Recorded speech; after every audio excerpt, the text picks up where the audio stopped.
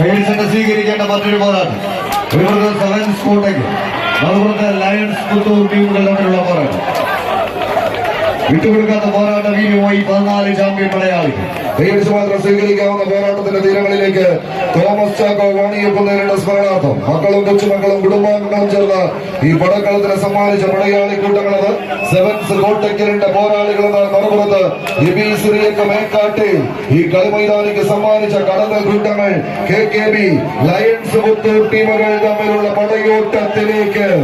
അമ്പെടുക്കാത്ത ആമനാടിയിലെ ദിവ്യാസ്ത്രങ്ങളെയും ജയിച്ചുമിരുക്കി പടക്കളത്തിലേക്ക് കടന്നെത്തിയ പടയാളി കൂട്ടങ്ങൾ പടനയിച്ച പോരാട്ട വേദികളിലെല്ലാം തന്നെ വിജയത്തിന്റെ വെന്നി കൊടികളെ പാറി പറപ്പിച്ച് കടന്നു പോവുക എന്ന ലക്ഷ്യത്താൽ തന്നെ ഈ പടക്കളം തേടി കടന്നു വന്നവർ